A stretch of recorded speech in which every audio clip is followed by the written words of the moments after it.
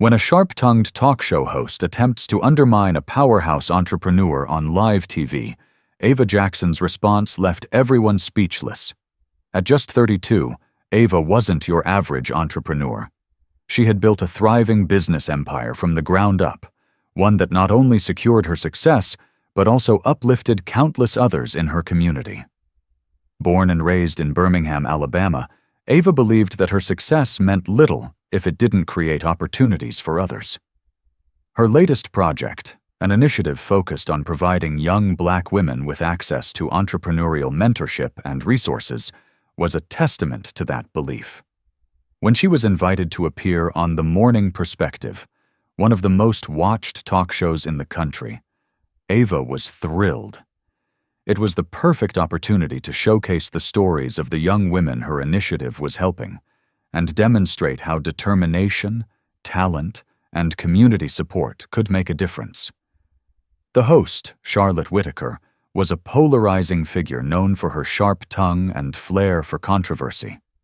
Charlene, as she was often called, was both respected and notorious.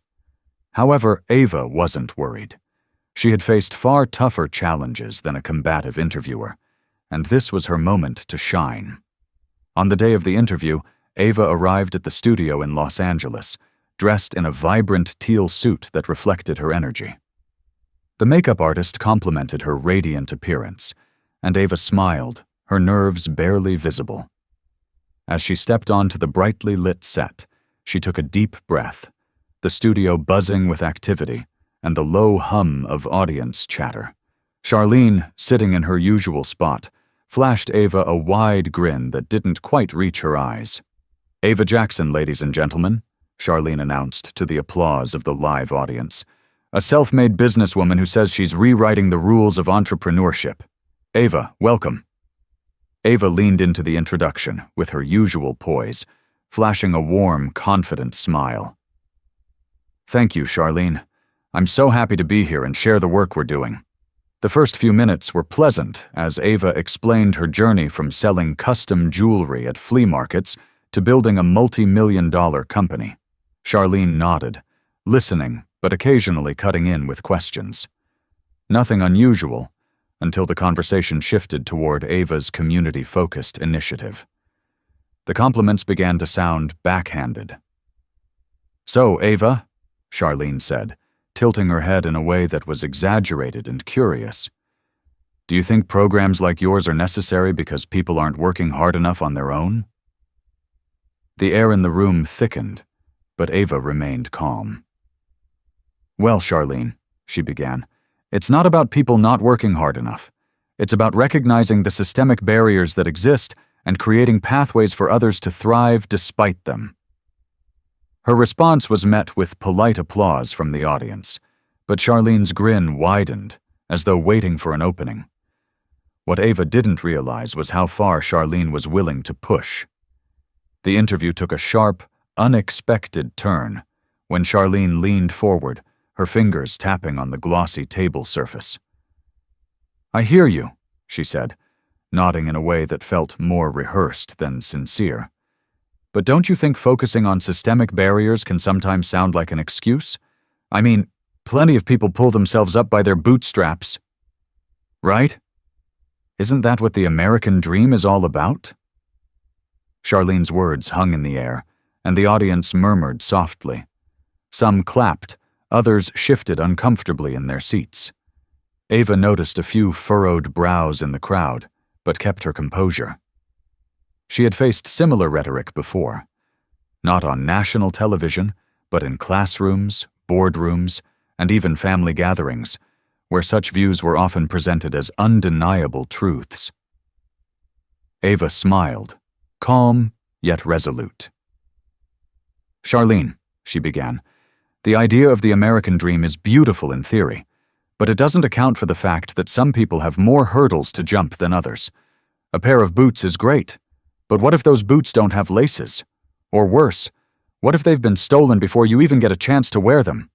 Laughter and applause erupted from a section of the audience, and Ava seized the moment, adding, "What my program does is give people their laces back. It doesn't tie their shoes for them, but it makes sure they have what they need to take the first step. Charlene's smile tightened, and her eyes darted toward the producers behind the cameras, as though silently strategizing her next move. Ava had scored a point, but Charlene wasn't about to back down. "Well," Charlene said, her voice syrupy but edged with a slight tension. "That's a clever analogy, but some might say focusing so much on race and inequality just creates more division. Don't you think we should be focusing on unity instead of pointing out differences?" Ava tilted her head, her expression thoughtful, but her words deliberate. "Unity sounds great," she said, "but it's hard to build a bridge without first acknowledging the river you're trying to cross. Ignoring differences doesn't make them go away. It just leaves people stranded on opposite shores." Another wave of applause rippled through the audience, louder this time. Even Charlene seemed momentarily taken aback, her polished facade cracking for just a fraction of a second before she quickly recovered. Her tone turned more pointed. "That's fair," she conceded. "But let's talk specifics. Your program is targeted specifically at young black women. Why not open it up to everyone? Isn't that exclusionary?" Ava felt a small twinge of irritation, but didn't let it show. This question wasn't new. She had been asked it dozens of times before, often by people who didn't understand or didn't want to understand the importance of tailored solutions for marginalized communities. "It's not exclusionary," Ava said, her voice steady. "It's intentional. When you know where the gaps are, you address them directly. If a house has a leak in the roof, you don't fix the whole house. You start where the problem is. My program is about addressing a very specific need, and by doing that, we're lifting up entire communities." The audience clapped again, and Ava could feel the energy shifting in her favor. But Charlene wasn't done. She leaned back in her chair, crossing her arms as if preparing for the next round. "Well," Charlene said, her voice tinged with a mix of skepticism and faux curiosity, "I'm just playing devil's advocate here, but some might say programs like yours promote dependency. How do you respond to that?" Ava raised an eyebrow, the faintest hint of a smile playing on her lips. She knew what Charlene was doing, pushing buttons, stirring the pot. But she wasn't about to give her the satisfaction of losing composure. Even as the tension in the room built, Ava held her ground, her smile firmly in place, her gaze locked onto Charlene's with laser focus. The host's words had ruffled feathers, not just in the audience, but within Ava herself. Still, Ava had no intention of letting Charlene control the narrative. "Dependency?" Ava repeated, her voice calm but edged with quiet strength. "Let me ask you something, Charlene. When banks give out loans to help new businesses get started, is that promoting dependency? Or is it providing resources to people who are trying to grow and succeed?" Charlene opened her mouth to respond, but Ava wasn't done. "Because that's what this program does. It's an investment. It's giving young women the tools they need to stand on their own, to create opportunities, not just for themselves, but for others. Dependency isn't the problem here. Lack of opportunity is." The audience erupted into applause, louder and more sustained this time. Even a few members of the production crew behind the cameras were nodding along. Charlene's polished facade began to crack just a little more. She adjusted her posture, crossing her legs tightly, and tilted her head in a way that seemed more defensive than inquisitive. "Well, Ava," Charlene said, her voice now slightly clipped, "you make a good point. But surely you understand why some people feel left out when programs are so narrowly focused. We're living in a time when everyone wants to feel included, don't you think?" Ava's smile faded slightly, not out of frustration, but out of quiet determination. She leaned forward, her hands clasped in front of her. "Charlene," she said, her voice soft but unwavering, "inclusion is important, but it doesn't mean ignoring the unique challenges that some groups face. If a child is struggling in school, you don't hold the entire class back so that everyone feels the same. You give that child the extra support they need so they can catch up. And when they do, guess what? The entire classroom benefits. There was a beat of silence in the studio, the kind of silence charged with the weight of something undeniable. But Charlene wasn't ready to back down. She smirked, leaning back in her chair, her eyes gleaming with the challenge that had made her infamous. "Interesting perspective," she said. "But let me ask you this, Ava. Do you think focusing so much on race might actually, I don't know, perpetuate division? Don't you think it would be better to just focus on what unites us?" Ava's lips parted slightly, but before she could answer, Charlene added, "I mean, some might say programs like yours are just another form of segregation. Isn't that ironic?" The words hung in the air like smoke. The audience gasped audibly, and a few people even shook their heads in disbelief. For the first time, Ava let a flicker of emotion cross her face. Something between incredulity and exasperation. She glanced toward the audience, drawing strength from their visible reactions, before turning her full attention back to Charlene.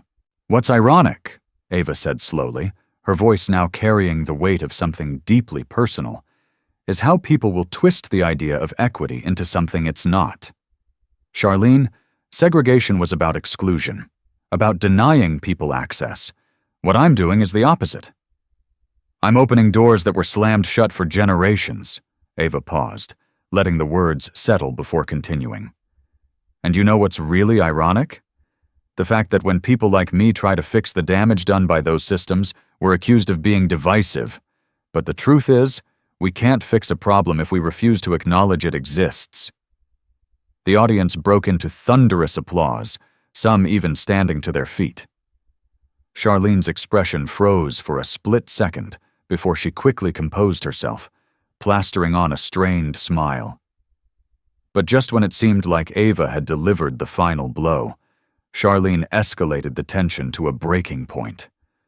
She sat back, her face composed, but her eyes betrayed a flicker of frustration.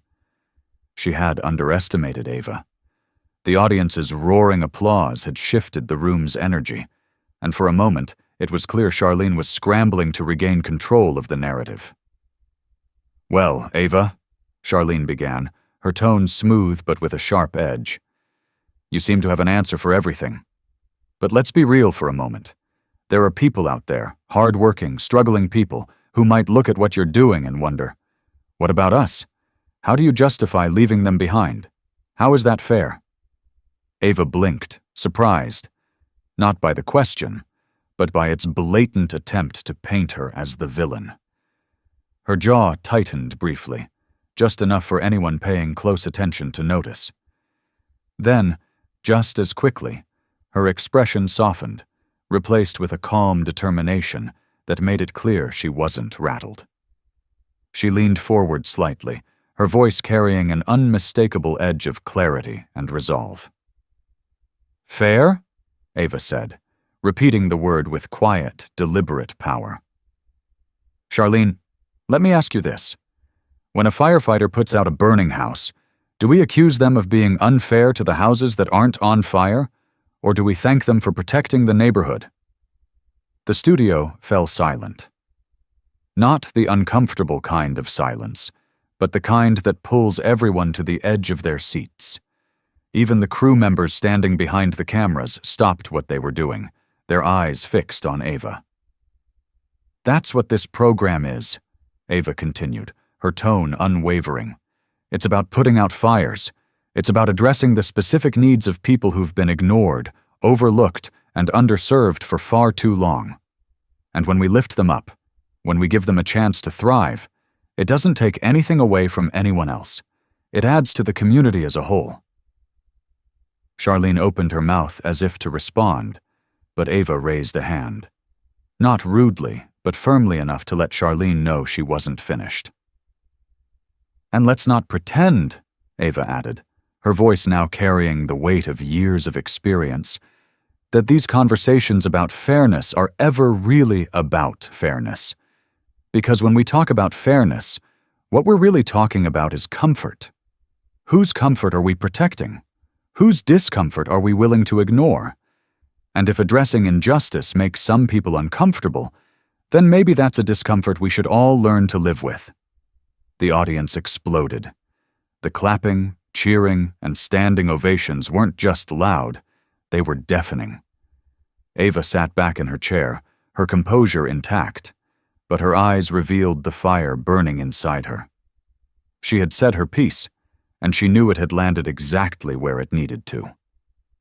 Charlene, on the other hand, was visibly flustered.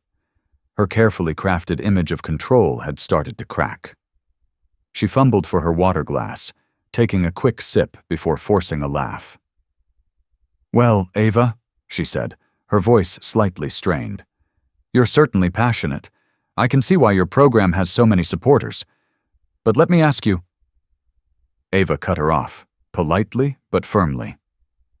"Before you ask me anything else, Charlene, let me ask you something," she said, leaning forward. The shift in energy was palpable. The audience leaned forward with her. When you hear stories about people pulling themselves up by their bootstraps, do you ever stop to ask who made the boots in the first place, and who decided which ones were worth investing in? Charlene froze. The question wasn't just rhetorical. It was surgical, cutting straight to the core of the narrative she had been pushing. The audience was silent again, but this time it wasn't for Ava to finish. It was for Charlene, who clearly had no answer. As Ava's words echoed through the studio, what happened next made it clear that this moment would be remembered far beyond this one interview. For what felt like a lifetime, Charlene sat there, her usually sharp tongue utterly still. Her practiced composure faltered as her mouth opened slightly, but no words came out.